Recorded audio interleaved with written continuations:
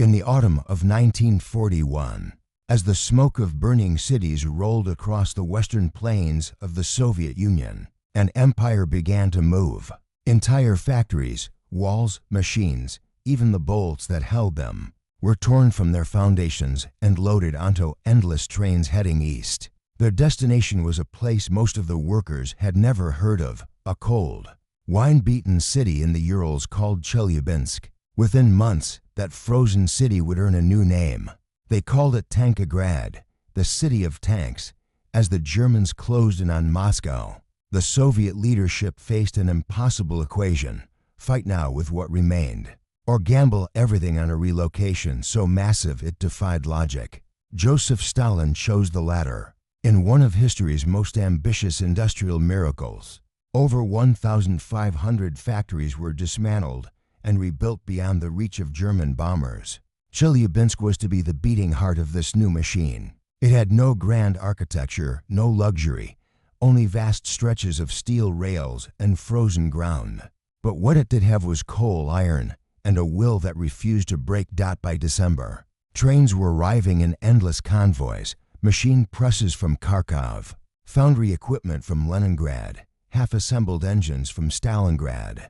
Alongside them came tens of thousands of workers, engineers, machinists, welders, women with infants wrapped in blankets, and teenage boys carrying toolboxes too heavy for their hands. The city could not hold them all, so they lived inside the factories, on bunks made from scrap wood, surrounded by the constant hum of generators and the hiss of molten steel. Work never stopped. The day shift handed their places to the night shift with no break in between, their breaths forming mist in the air as the furnaces glowed white-hot.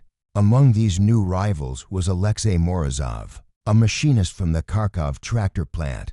He was not an inventor, not a designer, merely one of the countless anonymous hands that shaped Soviet machinery. But fate, as history loves to remind us, does not always choose the famous. Morozov's job was simple but essential: to assist in producing the V2 diesel engines that powered the T-30 for tanks engines. That would soon decide the fate of the Eastern Front. Scene narration, cinematic transition. Black smoke rises from dozens of chimneys. Sparks burst as welders shape steel plates. In the background, a T-34's silhouette emerges from the foundry doors, its surface still steaming from the heat of assembly. Everywhere in Tankograd, the smell of oil mixed with frost. The air was thick with ash, and yet, in that hellish landscape, hope was forged. Every completed tank was a victory over time, distance, and fear. But for the engineers, there was no time for pride. The orders from Moscow were relentless: faster, stronger, cheaper, and so the machines were pushed to their limits, and so were the people. Alexei worked 12 hours a day, sometimes 16, measuring, grinding, aligning the intricate molds for engine turbines. He wasn't special. No one there was. But it was precisely this, the anonymity of effort, that made Tankograd unlike any other city on Earth. Or still, even in that sea of steel and discipline, mistakes happened. And sometimes, mistakes had consequences. History would later remember Tankograd as the arsenal of victory, but buried in its noise and chaos were stories never written down: accidents, improvisations, human hands trembling from exhaustion, and one error that changed everything. At this point, no one could imagine that a single machinist's decision, a fraction of a millimeter's difference, would alter the course of tank warfare. But that story was already in motion. The winter of 1942 was the kind that broke steel. Temperatures fell to 40 degrees below zero. Oil froze in its drums. Men worked with rags wrapped around their hands because gloves had burned away beside the furnaces. In Chelyabinsk, nothing was gentle. Not the cold, not the work, not the silence. Inside Workshop 6B, Alexei Morozov stood before a roaring turbine mold. The heat so intense it warped the air around it. He'd been on the line for 16 hours, running on black tea and determination. The machine before him was a press, an iron behemoth that shaped aluminum alloy blades. For the V2 to 30 for engine, the same engine that powered the T-34's steel heart. His task was to prepare a new mold, one that shaped the inner curvature of the turbine's intake fan. It was a precise and unforgiving process. Too much curve, and the airflow would choke the engine. Too little, and efficiency would die. But that night, something changed. The original mold blueprint had frozen to the wall. Condensation turned to frost, blurring the faint grid lines of measurement. The senior engineer, who usually double-checked every alignment, had fallen ill, and the foreman, desperate to meet quota, simply said, "Morozov, make it work." So he did. He wiped the frost away with his sleeve, squinted through the dim light, and adjusted the curvature by what he believed was no more than half a degree, a rounding error so small it wouldn't even be noticed. The hammer dropped, the press hissed, the mold cooled, and history quietly shifted. The turbine blades that came from that mold didn't look wrong. In fact, they looked perfect, even beautiful in their symmetry. But when fitted to the Vita engine, something subtle changed. The test mechanic, a woman named Tatiana Gorshkova, noticed it first. The sound of the engine at idle was different. It hummed at a lower pitch, smoother, almost as if the vibration had vanished. "It sounds like it's breathing easier," she said. The others laughed. No one trusted sound when surrounded by metal. But Tatiana had spent her childhood listening to tractor engines in Smolensk. She could tell when a machine was alive and when it was merely surviving still. Production didn't stop. They had tanks to build, deadlines to meet, and the Germans were closing in on Stalingrad. No one would delay a shipment over sound. A convoy of newly built T-34-76 tanks left Chelyabinsk in February 1943. Among them, 50 units had engines built from Morozov's altered mold. No one knew which ones. They were just part of the endless stream of steel rolling east to west. The front lines would be their only test field. By March, reports began trickling back to the plant through Army liaisons. At first, they were small notes buried in paperwork. "New batch of engines seems to run cooler. Fuel consumption reduced slightly. No significant loss of power." Then came the larger one, from the 3rd Guards Tank Corps. Near Kursk, engines of February batch demonstrated improved acceleration in muddy terrain. Less stalling, better torque at low RPM. The engineers stared at the report. No official modification had been made. No experimental order had gone out. But the evidence was there. Something in those engines was better. Narration. Tone turns investigative in war. Innovation often begins as a mistake. But in the Soviet Union, mistakes were not forgiven. They were investigated. A delegation from the People's Commissariat for Tank Industry (NKTP) arrived at Tankograd. Within the week, men in gray coats, notebooks in hand, expressions carved from stone. Their job was to find out why and who. The investigation led straight to Workshop 6B. Alexei Morozov stood in front of them, trembling. "Comrade Morozov," one of the inspectors said, "you altered a government-approved mold without authorization." "It was only a minor alignment adjustment," Alexei replied. "The blueprint was unreadable from frost, and production could not wait." "Do you realize the penalty for deviation?" "Yes, comrade. But the engines, they run smoother, do they not?" The room fell silent. Then, to everyone's surprise, the lead inspector smiled, faintly. "Yes," he said, "they do." And so, what began as an act of exhaustion became an act of genius.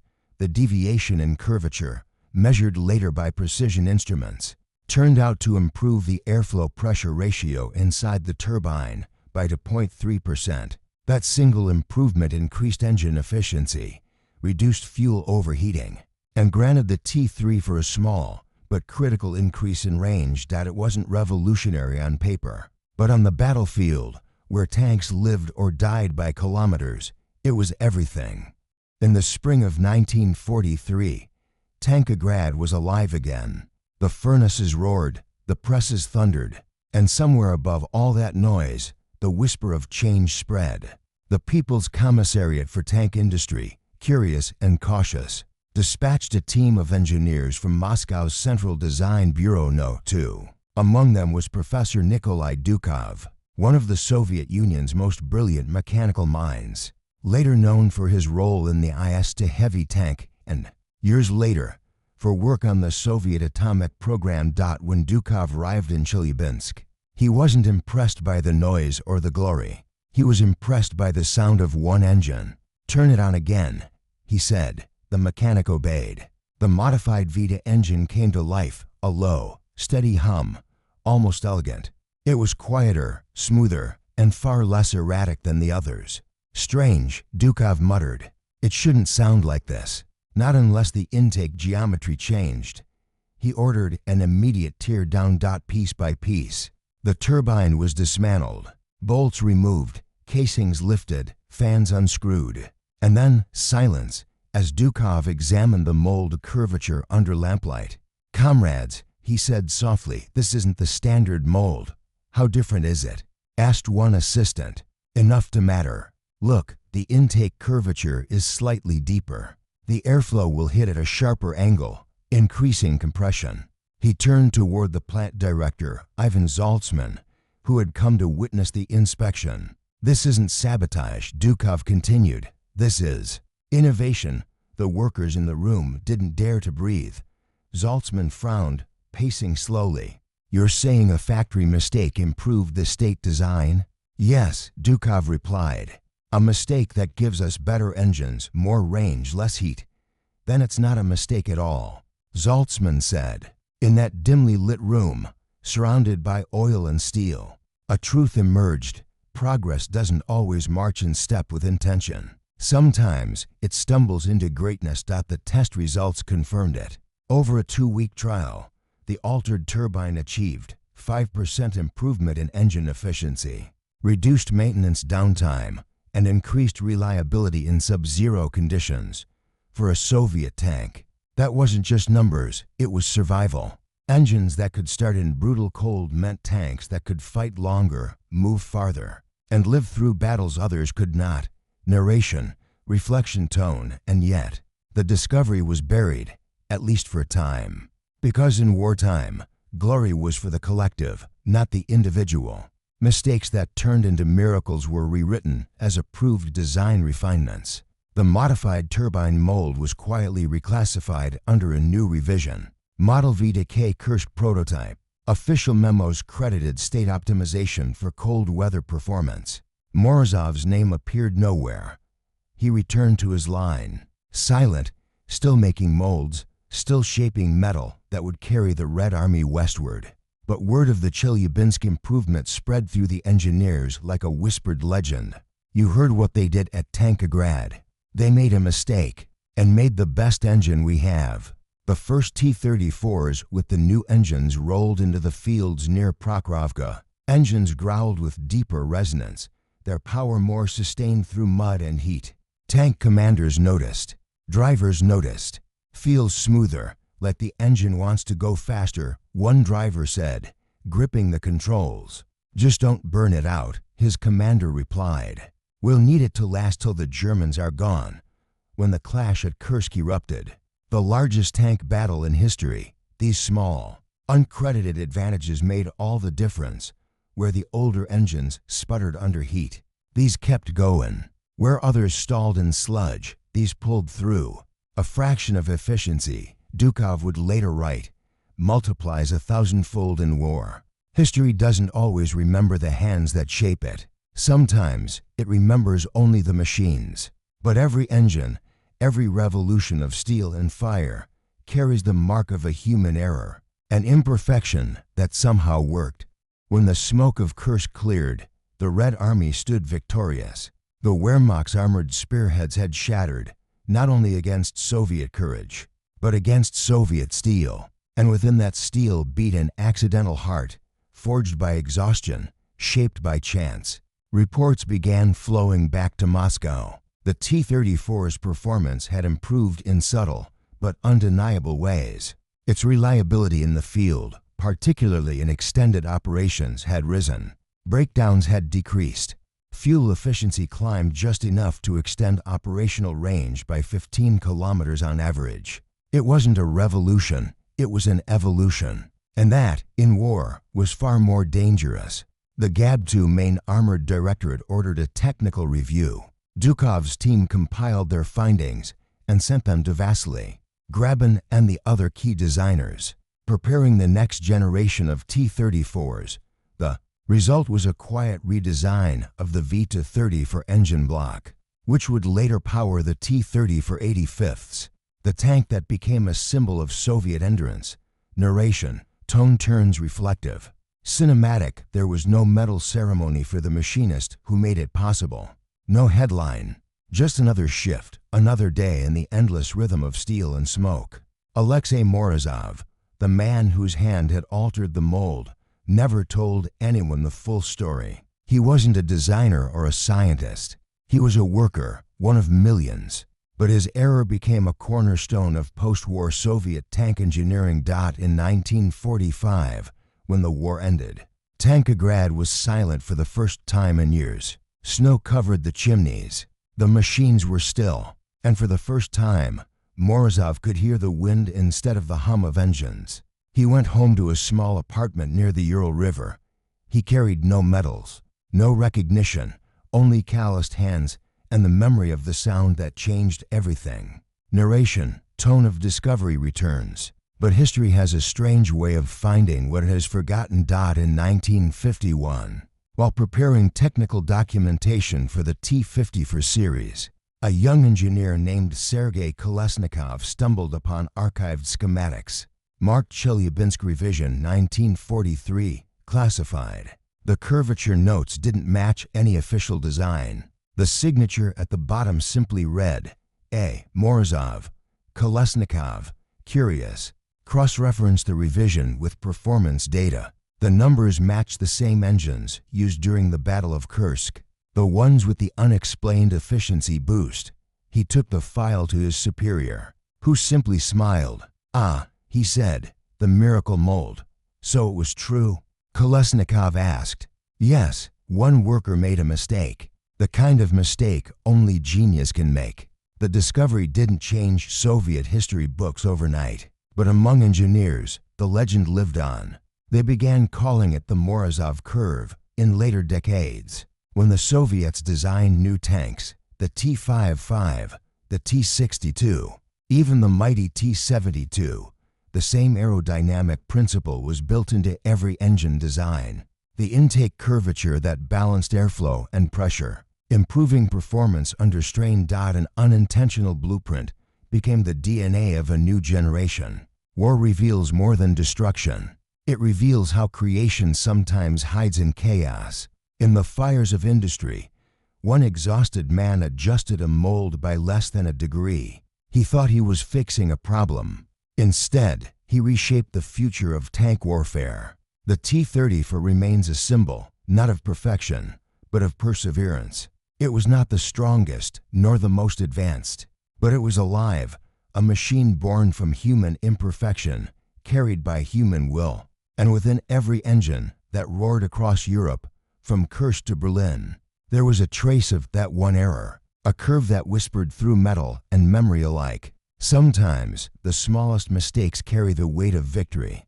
The wind over the frozen plains of Chelyabinsk carried a sharp, metallic scent: oil, steel, and coal dust. In the dim morning light of 1943, the factory yard came alive with movement. Mechanics, engineers, and soldiers gathered around a single tank, its armor plates still unpainted, its engine hissing faint white vapor into the cold. They called it Engine No. 32, the latest prototype of the modified diesel design, the one born from a machinist's mistake. But among the men watching, there was a sense of anticipation unlike anything that had filled the Tankograd plant before. Because this wasn't just another model. This was a gamble. "Start her up," the chief mechanic barked. A young operator twisted the ignition crank. For a moment, there was silence, then a low rumble, a cough, and a growl that deepened into a steady roar. The ground vibrated. The exhaust spewed thick black smoke, rising like a flag above the yard. And in that moment, Everyone felt it. Power. Morozov stood at the edge of the test field.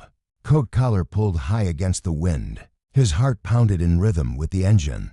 He'd fought for this test, pleaded, negotiated, even falsified paperwork to get it authorized. He knew the stakes. If the engine failed, it would mean not just the loss of resources, but the end of his team's credibility.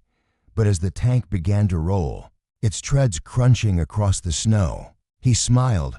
The sound wasn't like the older T-34s. It was deeper, cleaner, more controlled. The vibration was smoother, the acceleration quicker. When the driver shifted gears and throttled forward, the machine lunged, not sluggishly, not struggling against its own weight, but with a kind of animal grace. Morozov watched, expression unreadable. "Faster," he ordered. The driver nodded, gripping the levers. The tank tore across the test field, kicking up a trail of frost. At 40 kilometers per hour, the roar filled the air like a storm. At 50, even the veteran engineers exchanged uneasy looks. Tanks weren't supposed to move like that. At 55, the chief mechanic shouted, "Enough! You'll shake the tracks off." But the tracks held. The welds held. The engine kept roaring, hungry for more. When the tank finally came to a stop, the air was thick with the scent of burned diesel and victory. Steam rose from the vents. The driver climbed out, his face blackened with soot and grinning wide.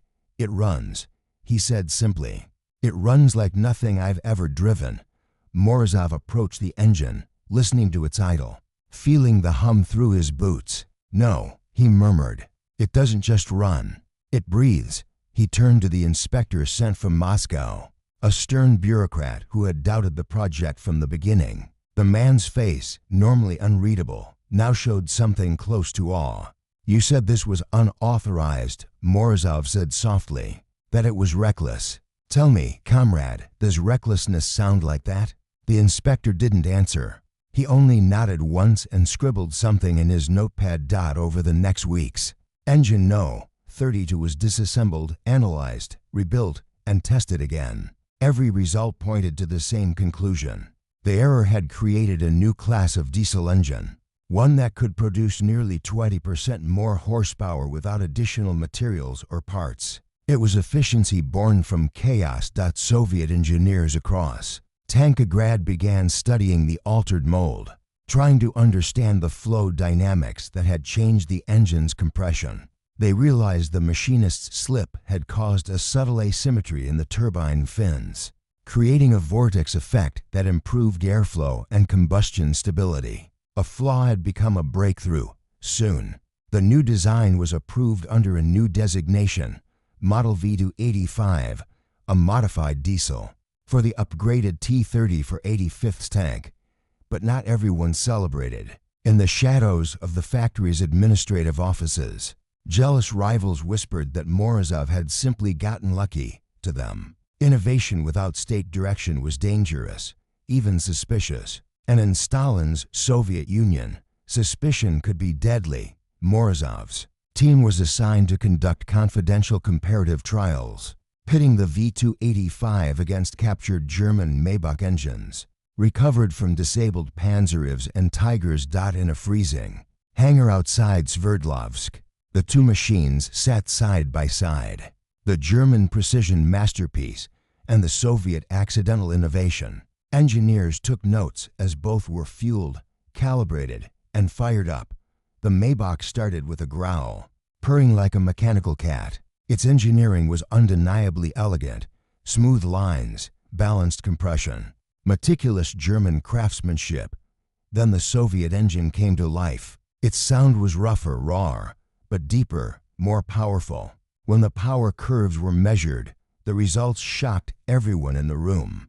The Maybach's peak horsepower was higher, but only by a small margin. The Soviet engine, however, reached its power faster, maintained torque under stress, and consumed 30% less fuel. "That's impossible," one engineer whispered. "They built this from an accident." Morozov didn't look away from the gauges. "Accidents," he said, "are just discoveries we don't yet understand." Word of the new engine's success traveled up the chain of command. Within weeks, it reached Moscow, and then, inevitably, Stalin's desk. The official report described a spontaneous improvement in production efficiency due to design reevaluation, but the handwritten note appended at the bottom, in the signature red pencil of Lavrenti Beria, the head of the NKVD, read, "Comrade Morozov is to be commended, but investigate the origin of this modification. Was it deliberate sabotage or fortunate innovation?" For Morozov, that note meant two things: recognition and danger. A single visit from an NKVD agent could determine his fate. If they believed the modification was an act of disobedience, he'd be executed for sabotage. If they saw it as brilliance, he'd be rewarded. That night, he sat alone in his quarters, staring at the flickering light of his oil lamp. His hands were blackened with grease, his eyes hollow from weeks without rest. "How strange," he murmured, "that the same machine that saved us might be the one that ends me." Outside, the snow fell silently over Tankograd, burying the footprints of men whose mistakes had become miracles. By the spring of 1944, the snow around Tankograd had begun to melt, revealing the black earth beneath. The factory no longer slept.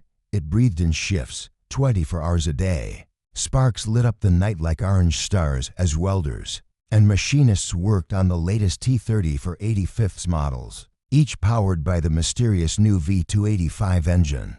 The engines were loaded onto freight trains bound for the front. Workers stood in silence as the last car disappeared into the horizon, knowing what those machines meant: hope and death. For Morozov, this was both triumph and torment. He had built a masterpiece, yet he knew it would live its short life in fire. In Moscow, military command had already given the new tank its first mission: to spearhead the Red Army's advance through Belarus, breaking through the German lines during Operation Bagration, one of the largest offensives of the war. When the T-34 85s first rolled onto the battlefield, German soldiers reported something strange. They described tanks that moved faster than expected, outpacing infantry and support vehicles, as if driven by fury. Intelligence officers dismissed it as propaganda until they saw it for themselves. In the forests near Vitebsk, the new tanks struck first light. Their engines thundered like rolling thunder through the mist. Lieutenant Ivan Kolesnikov, commanding one of the first V-285-equipped T-34s, leaned from his turret and shouted over the noise, push her harder." The tank responded instantly, surging forward with brutal energy. The Germans had fortified their positions with anti-tank guns, but by the time they could aim, the Soviet tanks were already upon them, weaving through trees. "Firing on the move. Feels like she's alive," Kolesnikov yelled, grinning through the smoke. "She wants to run." The tank's gun roared. Shell casings clanged inside the turret. Mud splattered across the viewport as they tore through another German emplacement. Behind them, the rest of the column followed, dozens of engines howling in unison. From above, it looked like an unstoppable wave of steel carving through the forest. Back in Berlin, intelligence officers struggled to explain the sudden increase in Soviet tank mobility. Reports described T-34s that could travel longer distances without refueling, cross marshes that had once trapped vehicles, and chase down retreating panzer units. At the Heereswaffenamt, the German Army's weapons office, engineers pored over captured wrecks. When they finally examined a V-285 engine, they were silent for nearly an hour. The internal asymmetry was baffling, a design so unconventional, it looked like sabotage. "This isn't precision," one German engineer muttered. "This is madness," another shook his head. "No, this is genius hidden in chaos." The Germans tried to replicate the design, but failed. Their manufacturing lines demanded perfection, symmetry, control. They couldn't reproduce the very imperfection that made it powerful. And so the advantage remained Soviet. When news of the tank's success reached Tankograd, Morozov was summoned to Moscow for a special commendation. He expected medals and handshakes. Instead, he was brought into a small, windowless room in the Kremlin basement. Beria's men were waiting. "Comrade Morozov, said the agent in a flat voice. "Your engine has proven effective." Morozov nodded cautiously. "Yes, comrade." The agent leaned forward. "And yet, it began as an error. You understand how errors are viewed in wartime?" Morozov said nothing. The silence stretched. Then, at last, the agent smiled thinly. "Fortunately, this was the right kind of error, one that saves the motherland." He handed Morozov a paper. It was a decree signed by Stalin himself, authorizing full-scale production of the V2-85 engine, and naming Morozov as chief technical supervisor of the project. "You will not rest, comrade," the agent said. "The war is not yet won." Morozov left the room with the paper trembling in his hands. He was alive. For now, by late 1944, Soviet forces had crossed into Poland. The T-34-85s led the charge through burning cities, Lublin, Warsaw, Poznań. German defenses crumbled under the weight of constant armor thrusts.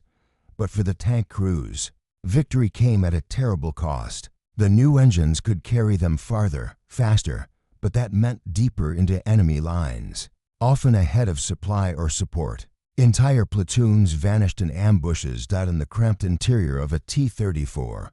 Death was instant. A direct shell could turn 5 men into shadows in a heartbeat. And yet, they kept driving forward.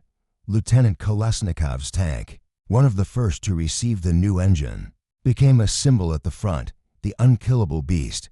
It survived 7 engagements, 3 direct hits, and engine fires. Mechanics joked that the machine had a soul. When asked how it kept running, Kolesnikov said simply, "She doesn't want to stop."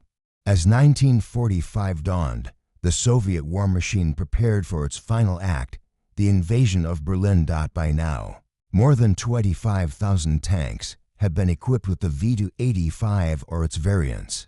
The engine that began with a machinist's accidental cut now powered the largest armored force the world had ever seen. Morozov visited the front one last time before the assault. He walked among the tanks, brushing his hand over the cold metal, listening to the rhythmic hum of the engines. Soldiers saluted him, some out of respect, others out of superstition. "Comrade Morozov," one mechanic said quietly, "this sound, it's become the sound of victory." Morozov didn't smile. He only whispered, "It's the sound of men who won't return." April 1945. Berlin burned. The streets echoed with the thunder of tank treads and the screams of collapsing stone. T-34-85s advanced through ruins, their turrets turning like watchful predators. German soldiers fought desperately, but the tide had already turned. Kolesnikov's unit reached the outskirts of the Reichstag. His tank, scarred and blackened, roared one final time as he ordered his gunner to fire. The shell struck a barricade of rubble and flame. Smoke filled the sky, and then silence. The war was ending when the guns finally fell quiet. The survivors gathered in the ruins. Morozov returned to Tankograd a hero, but not the man he once was.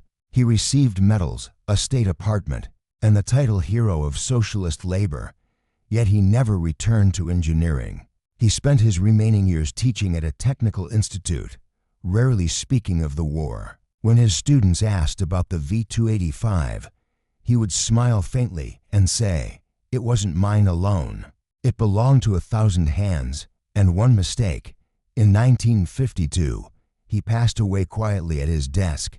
Among his papers was a single note in his handwriting: "Innovation is born not from perfection, but from imperfection embraced." Today, historians and engineers still debate the true origin of the V2-85's design. Some claim the accident was exaggerated, that it was deliberate brilliance, hidden under the guise of error to protect those involved. Others believe it was truly fate, a mechanical fluke that changed the course of war.